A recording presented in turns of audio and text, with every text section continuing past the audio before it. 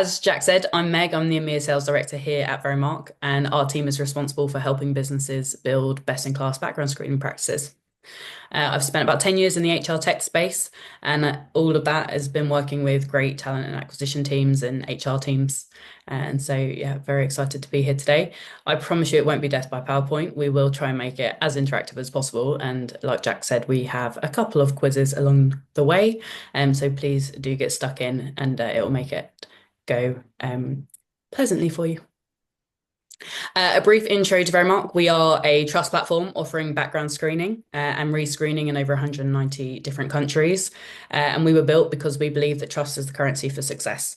And that trust starts from day one of your candidate journey. And that's a big portion of what we're going to dive into a bit later. We were founded in 2019 to support businesses in tackling some of the core hurdles in talent acquisition that we're going to talk about today. So thank you for having us, and we'll jump right in. We have got some juicy topics today, very much molded by you, our audience, when you signed up for the webinar. So we're going to jump in straight in the deep end, actually, and talk about employee experience and candidate journey, recruitment nightmares that you may be experiencing, what happens when a candidate has a mismatch from what they say and what they've submitted, how can you make screening work for you, and then what's next in the talent and acquisition space and what we're seeing with the emerging tech. I told you it wouldn't be death by PowerPoint. Already 2 slides in, and we've got our next quiz. So, what percentage of job seekers abandon their applications due to delays, do we think? I'll give it a couple of minutes for this one.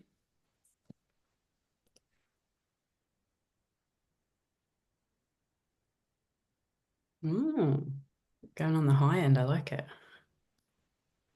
I do love the live polls when you can see them just flow up and down as more and more people jump in. It's really, really interesting. Totally. How good is that?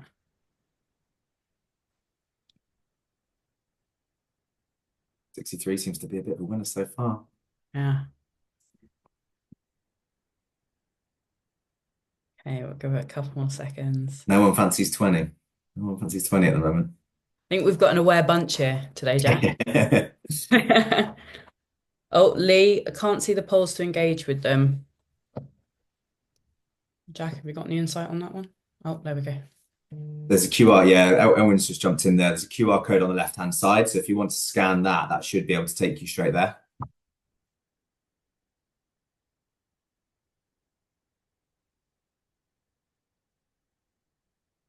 Elwyn's also posted the link in the chat for anybody who hasn't seen it. So if you want to be able to, if you can use that link, you can jump straight in and you'll be able to cast your vote. And there's a few of these coming up. So yeah, so feel free to use the QR code when they pop up. It's probably the easiest way to do it. You can just pop that on your phone, nice and easy.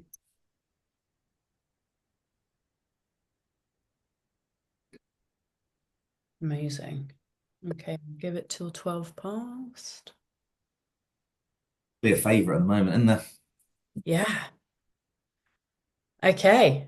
Well, first time's a charm. That's amazing. It is indeed 63%. And that can be due to a number of different reasons, but 63% of job seekers abandon their application due to delays in the process. A big pat on the back for everybody who went 63%. That's 1 from 1 at the moment. I want to see people keeping their own score and see if we end up with anyone with a full house at the end of it. So Megan, how can a transparent background check process improve the overall candidate experience? Yeah, I mean, great one there. Before I dive into the details of that question, I'd really like to emphasize transparency there. Transparency is vital throughout the entire process, as I'm sure you know with a lot of other areas of your process, but specifically for background screening, it's really important to keep that transparency for the candidate experience, but also for the candidate to trust and be secure with you and your company. Building trust from day one is considered sort of best practice in the screening world. Not only does it help when candidates know the process, but exactly what communication they're going to receive, why it's necessary, helps the candidate feel that the company operates with integrity, and that can reduce that anxiety tremendously. Background screening is a very sensitive topic sometimes, and being transparent from day one about the why behind it really helps the candidate through that process. In turn, that reduces the amount of reassuring that your team has to do, essentially, in the beginning and later on in the process. Additionally, when candidates know what to expect, they're more likely to actually complete those details, which again reduces the amount of time it's taking, any potential delays that we've just spoken about there. And it reduces the amount of unnecessary back and forth between you and the candidate, and you can focus on that sort of positive experience and positive communication with them. Yeah. I guess it all comes down to trust. As I say, that transparency is key. You need to be able to build that trust right from day one to be able to kind of maximize the opportunity. So yeah, absolutely. In what ways can a seamless verification process help reduce candidate anxiety during recruitment, do you think? I'd like to give an example that's probably a bit out of left field, so keep with me, everyone.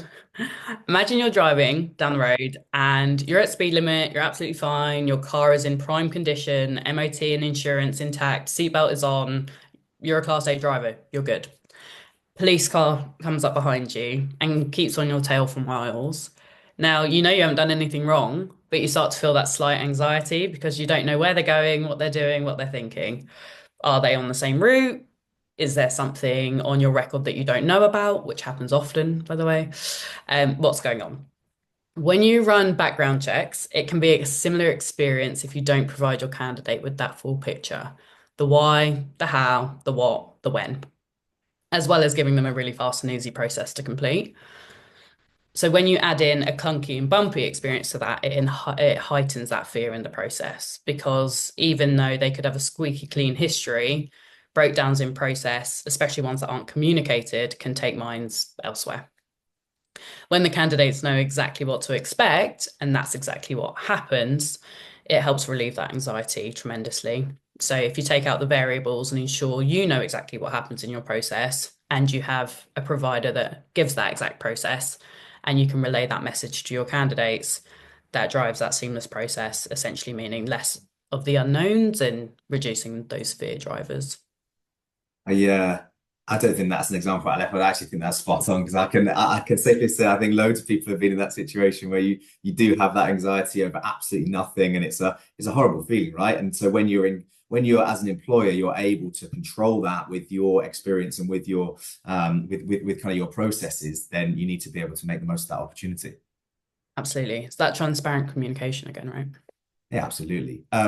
I just saw a question in the chat that we can jump in with. Rue has asked where the stats are where the stats are from in the slide. Is it your own research or is it external? External. So it's a number of different researchers. When I don't know if we can send out the links afterwards in the email that goes out, but we can I'm send. sure we'll be able to if you want to. Yeah, Yeah, there's yeah, we loads can. of research about this, and I'm sure we'll drop some stats in later on as well. But where you'll see throughout the process, there's so much research done on this, which Yeah, is cool, great. Well, yeah, we can share the references and the links so you can have some further reading as well. Absolutely, we can add that into the follow up. Great, thank you. And finally on this one, why is it important for employers to build trust with candidates from the beginning? Yeah, I mean, I don't think there's any relationship without trust, right? It sets the foundation for a positive relationship. And this not only impacts the overall success of your recruitment piece, but also the career that an individual has at your company, especially if they go on to be a hiring manager themselves, for example. I probably don't need to tell this group, as we saw in the beginning stats, that finding world-class talent isn't easy. I'm a hiring manager myself. I completely get it. So when you meet them, you want to keep them and impress them. And so when you establish that trust early on, you can differentiate yourself from the competition. Surprisingly, this trust piece isn't all that common. And so you can differentiate from your competitors, potentially where they've got another offer as well. And candidates are more likely to choose the employer that they trust, especially if that is indicated from day one. Times are changing. Uh, Another stat for you guys, but about 56% of respondents consider a good workplace culture to be more important than salary. And so that starts on day one. You're setting the stage for your future workforce, just like your sales team is probably the first people to be in contact with your clients, for example. You are the first impression that your candidates have of the business. So establishing that from day dot is vital in setting them up well. And the list goes on, right? Building trust from day one, it lays the groundwork for retention later on, facilitates a smooth onboarding experience, not only for recruitment, but also for the HR teams, strengthens your employer brand. We all know about Glassdoor, I'm sure, and improves offer acceptance essentially. So when you've got that great hire, you want to make sure that they actually start with you, and that all starts on day one for that happier, healthier workplace. Absolutely. Yeah, I think as you say, this group are going to firmly understand the importance of that and couldn't have summed it up better myself in terms of the knock-on effects that a good relationship build from the off can have and also a bad relationship build. As I say, it's clear to see in the stats. If you get it right, what happens, and if you get it wrong, also what happens on the flip side. So, yeah, super important to be able to kick off on get off on the right foot right from day one, as you say. Great. I think that were the main questions on the kind of employee and experience side of things. So happy to move on to the next section if you'd like to. Amazing. Let's do it. Oh, another one for you. What percentage of employers find inaccuracies in resumes or CVs, as we're in the UK?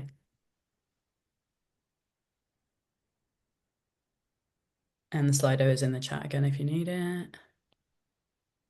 I think we're going to have a bit of more of a spread here. Yeah, here we go straight away. Hey.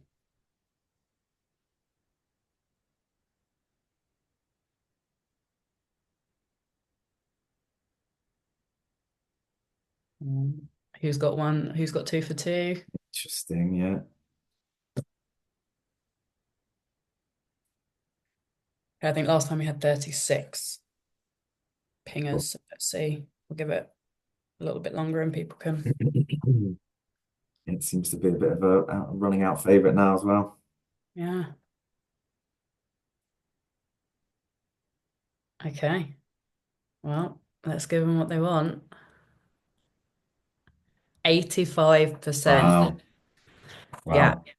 We'll talk a lot more later about AI and how different elements of tech now are supporting these discrepancies or inaccuracies. So, but yeah, 85% is a lot. Wow. Yeah, absolutely. So yeah, if you went for 85, then again, pat on the back, and anybody who got the first one right as well, you're two from two, you're leading the way at the moment. So that's a really interesting stat actually. So I wouldn't have expected it to be that high. What are some of the most common issues caused by delayed background checks in the hiring process? Yeah, I mean, if we're speaking about recruitment nightmares, this is probably some of them. Um, I'd say there's probably three most detrimental issues. Candidate dropout would be one of them. Non-compliance, so depending on the industry that you're in, that one's very important. And diminished employer brand. So not only do you lose great talent after investing a lot in the process, you tend to end on less than great terms, which again might find itself on Glassdoor. Or you start the candidate early and compromise on the compliance piece within your organization, which opens you up to a pretty substantial risk. I'd say those are the extreme examples. The most common are delayed start dates, or poor candidate experience, meaning delayed value from that employee, and potentially frustrated from the start for that candidate as well. Yeah, and obviously has big knock-on effects for the company and the role. And if you expand that amongst all I would say some big organizations that are recruiting for loads of roles, that's going to have a big kind of knock-on effect for productivity and things like that as well. So yeah, super interesting. How can background checks delay how can background check delays affect a company's onboarding timeline and team productivity?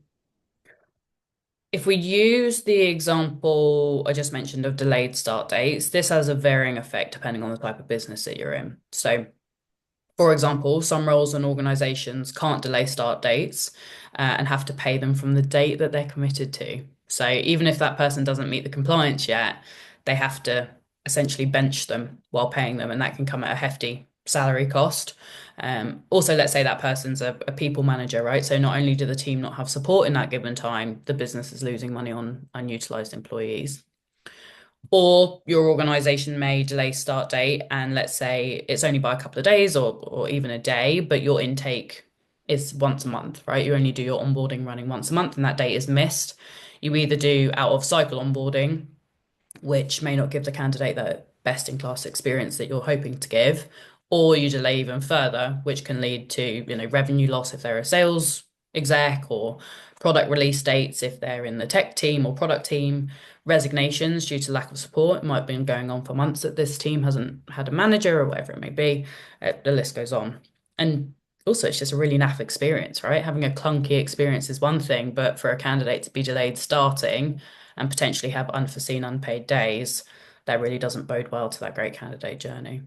Mhm. And there's actually, sorry, two questions I think in the chat which are similar. Um, Inaccuracies in this sense is anything, right? But it's mainly difference in what they've said they've done and what they've actually done. So not just in terms of spelling mistakes and that sort of thing. Could be a date is different. Like I started my job on the 13th of October, but it might have been the 12th or the 14th, right? That's a small inaccuracy, or it could be months apart. So it covers sort of all instances of inaccuracies.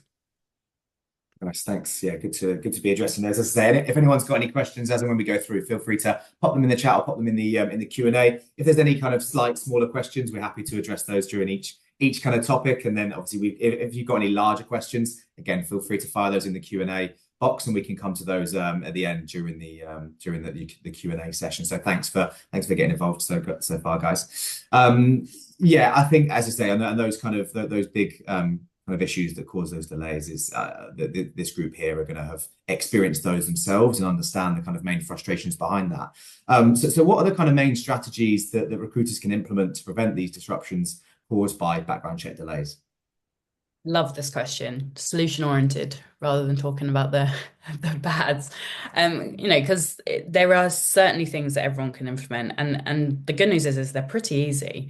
They just have to be consistent. So some core ones are transparency that we've talked about with the candidate. So when they're going to receive communications and what they're likely to be checked for.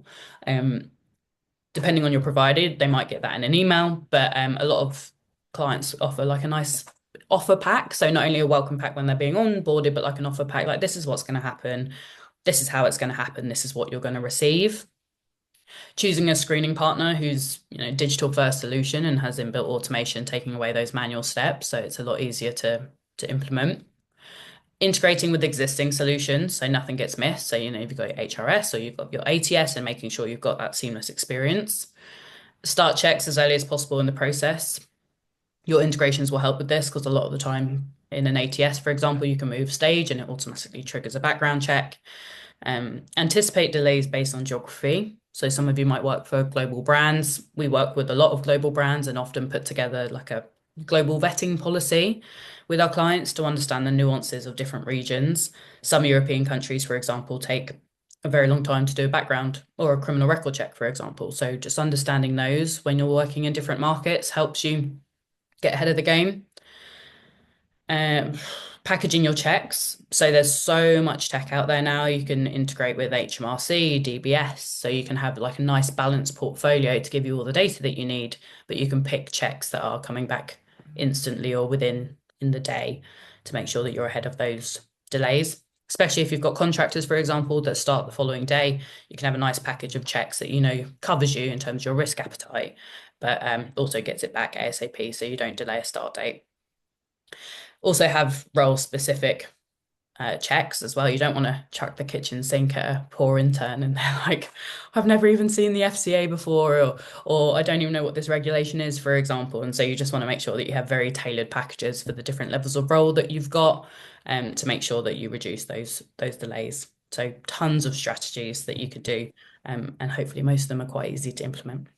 Yeah, absolutely. Thanks for kind of sharing those. As I say, I think there's going to be a lot of food for thought for a lot of people that they can implement some things immediately, and it's getting the cogs whirring for some of the larger kind of strategies as well. And I particularly like that point, as you say, on the global side of things. As we all know, like global hiring going cross country, there's so many different checks and compliances for different territories, and you've got to be able to be in the know for all of them and make sure that you're acing them really, and it's easier said than done. So yeah, really critical to have that transparency on the global side of things as well. There is a section towards the end where if you did miss any of those strategies, then there's a tick box coming up where you can hear more from Megan, and she'll be able to reach out and share any of those insights on some of those strategies as well, guys. So if you missed any of that, then feel free to get in touch afterwards, and Megan will be happy to share some more insight on those as well. Great. I think that's that second session. Those are the questions we had on that second section. So happy to move on. Great stuff. Let's do it. So this one probably ties in quite well to the questions as well. How many applicants do you think have admitted to lying on their resumes? This is admitted to, so Okay, so now we had the checks from the employer side. This is what we know the inaccuracies were, but this is how willing are people to own up to those inaccuracies, right? totally. This is that 20, 30, 40, 50. Let's see. Again, there's a clear winner. 20's creeping up though. It's making a move. If anybody is 2 from 2 at the moment, or if you go 3 from 3, make sure you put your hand up in the chat. We'll be very impressed. We'll see how people are getting on. This is a nice even spread.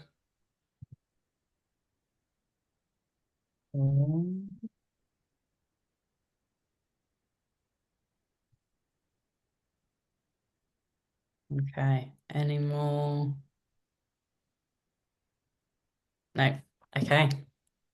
So 30%. Close. Close. 40% have admitted to lying on their resume. And that could be anything, right? Like that could be anything from a criminal record, history if you're in the education space or the healthcare space where you have to declare it up front, or later on, when it comes to your employment history. Maybe you were an analyst and you decided that you are chief analyst officer, right? It's so varied. Yeah, to be just under half is quite, I don't know, that it sounds like a really interesting, it sounds like a really big stat, doesn't it? To be 40% of people would, and as you say at the start, that's admitting to. That's not just people who've done it, right? Really interesting. Yeah. What are the risks of hiring candidates whose backgrounds don't match their claims? It depends. So it depends on the claim, what's not matching, but also the type of industry that you're in. So childcare, healthcare, banking, education have extremely low risk appetites, which I'm sure all of us on this call are probably very pleased to hear that they have a low risk appetite. So minor discrepancies are a problem and may need to be investigated. Hiring someone with a difference of a few days in their employment history may be completely fine. Hiring someone with an unexpected gap of 6, or unexplained gap, I should say, of 6 or more months could mean incarceration, sickness, bereavement, travel, parenthood, so on. So some of those are completely acceptable for your workplace and others might not be. But ensuring that you know about those risks, because they have a varied knock-on effect, right? Reduced job performance if they said they can do one thing and they can't. So incompetence in the role, higher training needs. You might need to dedicate more time and resource to that individual because there's been a discrepancy in what they've said they can do. Increased turnover from the individual, but also from their colleagues, right? One of the core things in HR is being able to performance manage because it sets the tone for the rest of the team and the company and that workplace culture. Early termination, diminished morale, damage to the company's reputation, depending on how severe the discrepancies are. So, that could be internal relationships, but also that if they're client facing, is there damaged brand reputation, or worse, you could have negative media coverage, all depending on that role and the type of business that you're in. Financial loss, data breaches, all of which can come from if you haven't sort of done your due diligence on that person, or if there's core discrepancies that haven't been addressed. And I think that, as you say, that's so critical to the kind of employer brand EVP side of things, and as you say, that reputation piece is really really crucial. How do you think that kind of thorough background checks will protect a company's culture and reputation? Yeah, I'd say choosing the right background checks for your company and specific roles is really important to ensure that you have the correct coverage for all types of risk that is posed. As I said earlier, you don't want to chuck the kitchen sink at an intern, but you may be financially regulated and need a high level of FCA compliance. Or for the tech companies out there, you might be ISO 27001 accredited and you need certain checks to satisfy that. So ensuring that you have all of your bases covered for each role is a preventative measure for your business's culture and reputation. It also ensures you have people with the right skills and the right experience to do the exact role that you're hiring for, without threatening the rest of the organization. Because it can be so extreme, right? There's some examples of hiring sanctioned individuals or those with a criminal conviction or a history of adverse media and animal abuse, or Screening provides you with the information that you need to make a sound decision for your business, right? We're not telling you this is right or wrong. It's just giving you all of that information so that you can go away and make that informed decision. We're also finding that background screening isn't just a checklist of yes or no answers anymore. It's not just do they have a right to work or do they not? It's also about revealing patterns in that go a bit beyond the surface. So, for example, your candidate submission, you've got direct integration with the HMRC now. You can look at social media, you can look at gap analysis, and you can use a combination of checks to almost predict integrity rather than just having a look back and saying yes or no, they've done this, or yes or no, they've got this. It's what does all of this say about an individual and how can we use that to protect integrity in our business? So it's using the past to inform future expectations, ensuring that you're not only bringing on the right candidate for the now, but also the right candidate for the future of your business as well. Yeah, and I think that's a really critical point you mentioned as well in terms of like you provide it. It's all about knowledge. It's all about information. You need to make sure that you've got all of the information accessible so that you can make the right choice. Obviously, there's going to be tons of different people on this webinar from different companies with different hiring needs and requirements and everything like that. But ultimately, as you rightly say, Megan, it's about just providing that. It's having that transparency. It's providing that information. It's making sure that you make an informed decision with everything that you've got available. Whether that's going to vary from company to company, but ultimately the information is the critical part, and that's the really big thing I think we need to be as a key takeaway from the session. Absolutely. What are any kind of particular red flags that kind of recruiters should be aware of when verifying a candidate's background? Oh, I'm probably going to say something a bit taboo, but it's actually both sides. I think there's red flags to be aware of. So, on the recruiter side, background screening is really sensitive. And so approaching it as such is vital. Giving candidates an opportunity to discuss and declare any potential findings in advance, right? Someone might say, hey, yeah, I had a CCJ because my phone bill went to the wrong address, or, they might have very good reason why something is on their record, and giving them an opportunity to discuss that. We're seeing a lot more, being a lot open and transparent. Again, and then keeping that data private and confidential within the organization. Again, super sensitive. This is somebody's life, and their background checks, they might have no clue on what's going on. They might have something on a financial check and they had no idea that it was there, right? It happens more often than we think. Externally, candidates whose submissions are very far apart, either what they have told you previously or what their records actually show, you'll often see a CV is submitted and then a different CV is submitted from what they've told you and what you see in reality. Because when push comes to shove and they're like, oh, this is actually being verified, they give a slightly more accurate picture. So, where candidates have submitted vastly different information is a red flag to be aware of, and you would see that. No valid reasoning provided, right? Some things, again, like I said earlier, you could have bereavement or sickness, and those are really personal things. But if there's no valid reasoning provided, that's something to look out for.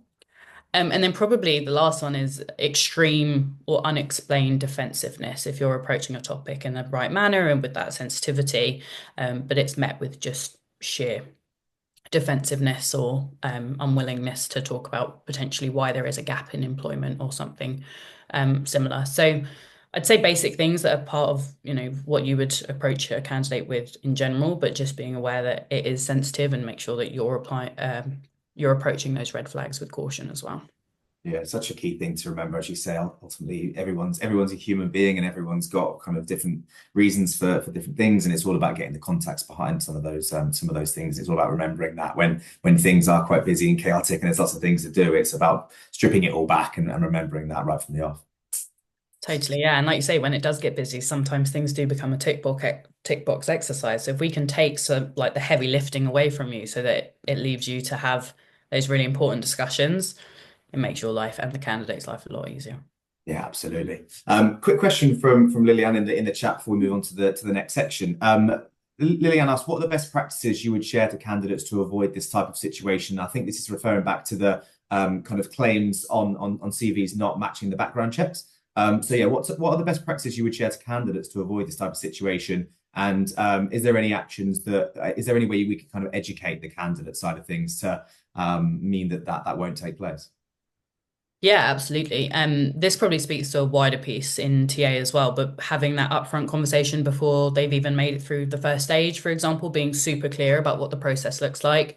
This is the interview process. This is how many people you're going to speak to. But then actually we are going to do background screening. We make it really easy for you to implement the data and go through the process, but that is a core part of our process. So I think we often talk about the actual interview process itself, but then what happens after offer. So it's really good to include that up front. You could even include it as part of your job description as well, just to sort of lay of the land of what's going to happen, what can they expect, and because then that addresses that point of CV introduction as well.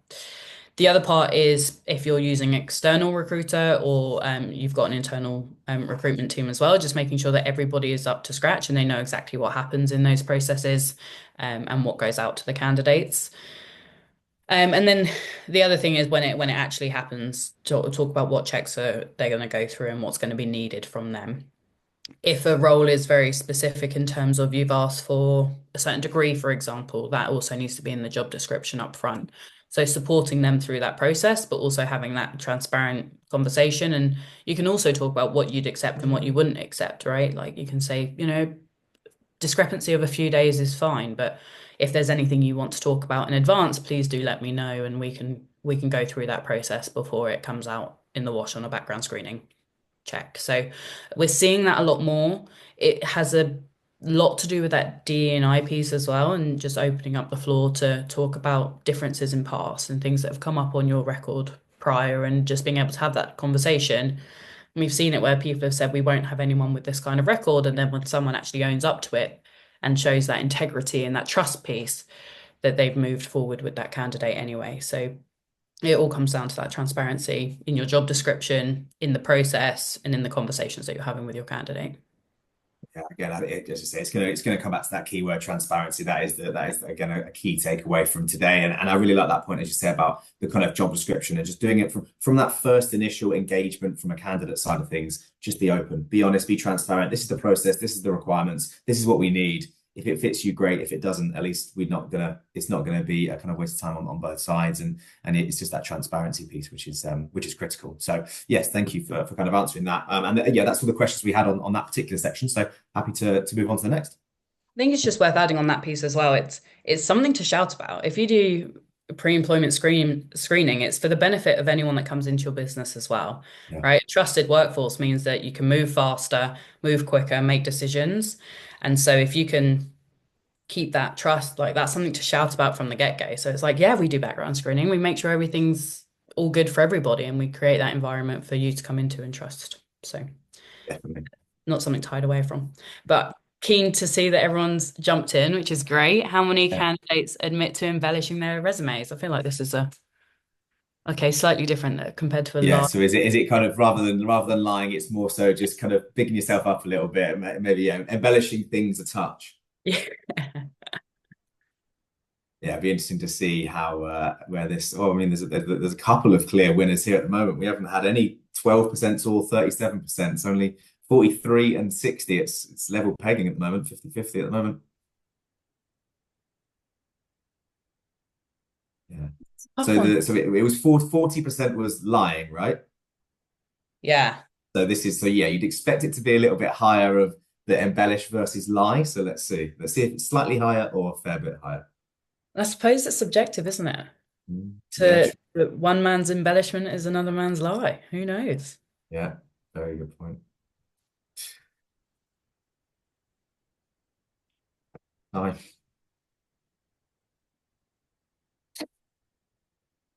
Okay.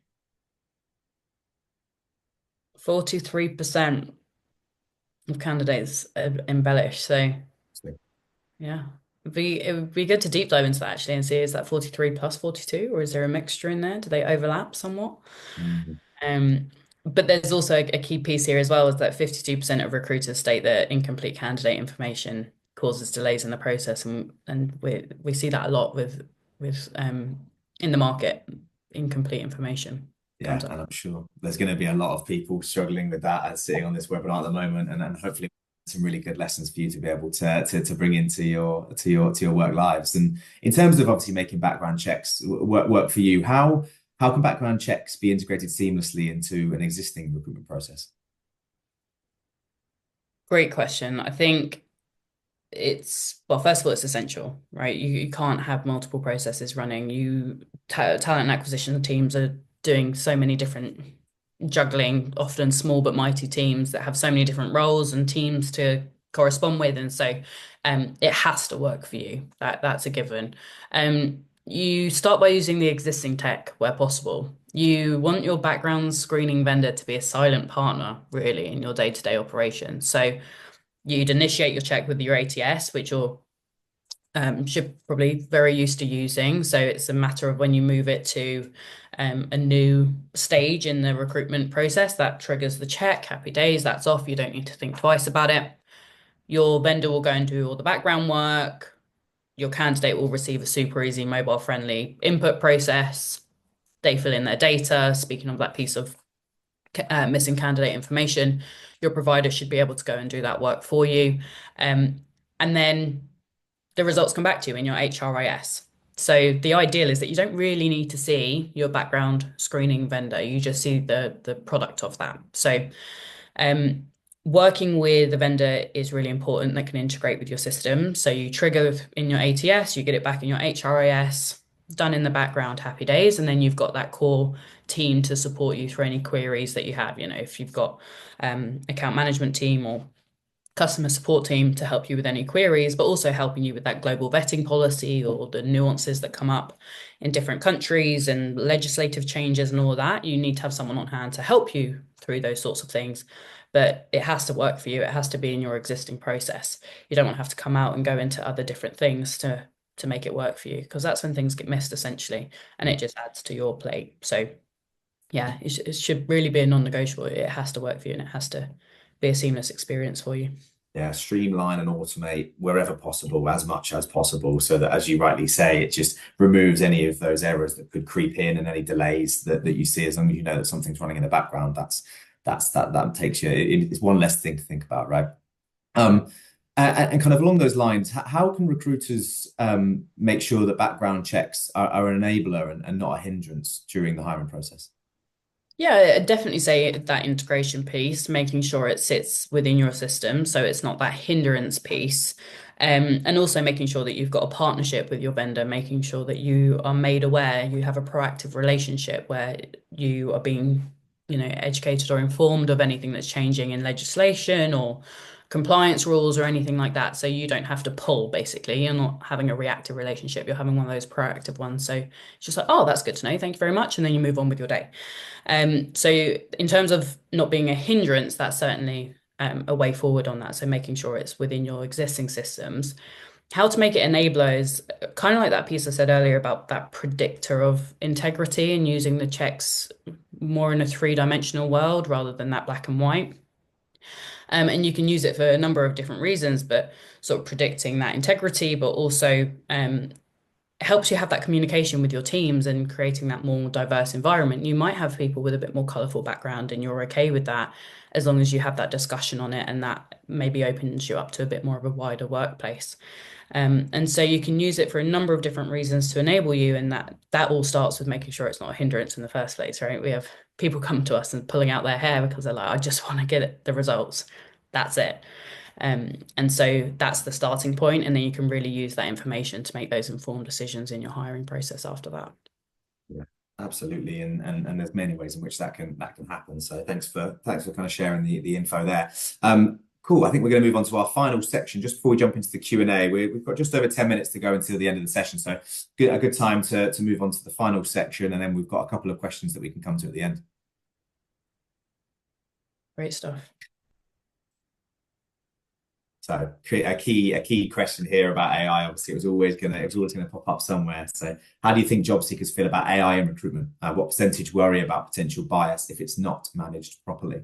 Options are 38%, 48%, 58%, and 68%.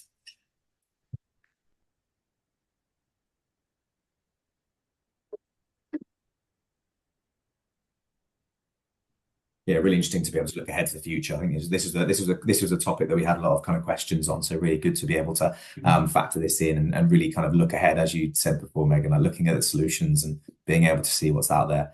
And obviously working in AI where we can is a key working tool right now. Yeah. It's multifaceted, right? Like AI is on all sides. We can, as a user, we can get to it really easily. As businesses, we can use it in our processes. It's all around. So a clear leader on this one as well. Okay. It's 58%. Um, of job seekers worry that AI may cause bias. And then we've also got 38% of recruiters are concerned about the accuracy and fairness of the AI-driven hiring processes. Um, so with something that is so very much embedded in our market now and getting even more prominent, it's certainly something to consider in our day-to-day. Definitely. How is technology evolving in the way that the background checks are conducted? It's incredible what technology can do. Automation has been a lot of the evolution in the recent years. Before it was very manual work, lengthy turnaround times. Some countries still have it where someone goes and knocks on the door to do an address check. So there's still those manual processes out there, but it's evolving significantly, especially in that automation piece. So references, for example, candidate fills in the details. The TA team have already predetermined the exact questions that you want to ask, and then it goes straight to the referee in a nice and easy format and comes back to you. So that's a really simple example of it. The others is integration, so becoming a lot more interconnected. So not only between the HR systems that we talked about earlier, like your ATS and your HRIS, but also your systems of record. So, for example, in the UK, you've got HMRC and the DBS for criminal record checks, and integrating directly into those means that you don't have someone in the middle sort of going, right, that needs to go there and that needs to go there. And so integrating with that source of data brings back accurate data instantly. You can't lie to well, I'm sure a lot of people do, but on the HMRC, you can't falsify your results, right? It comes back directly what you've paid tax on rather than sort of like a CV, for example. So integrating all those sources of records not only makes things a lot faster, but also makes things a lot more accurate.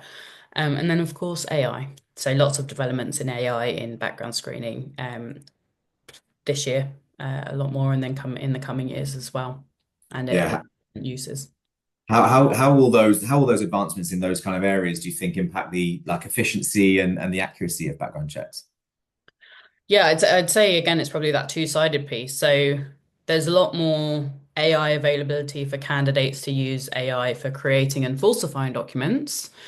But also how you tackle that is indeed with the use of AI. So there's pattern recognition and machine learning to detect fraud in the process, which is we're seeing a lot of at the moment. So how can we detect fraud in documentation? If it's even if it's not in, used AI to falsify it, if it's a fake document from years ago, like how can we detect that? And AI is emerging a lot in that space.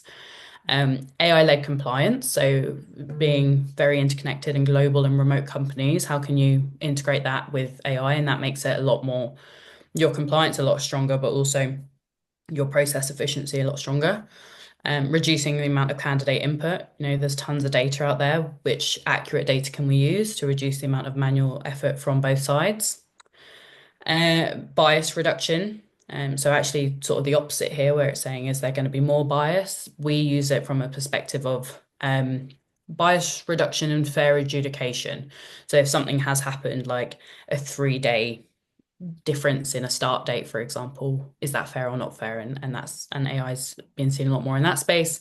And then the final piece, which is actually a really cool trend, is reducing false positives. So if any of you have worked with global sanctions or social media searches before, John Smith is probably becoming less and less popular these days, but John Smith would return quite a few records. And so using AI to determine, is John Smith the John Smith you're screening, or is John Smith the however many millions there are out there? And that is making efficiency in the process even more tangible. That said, I'm a big believer of an approach of being tech driven but human centered. So you still need that balance of having the tech do all the manual admin tasks and having a human to call on when you need them. Yeah, absolutely. Kind of AI enabled, I think, is a nice way to think about it on that side of things.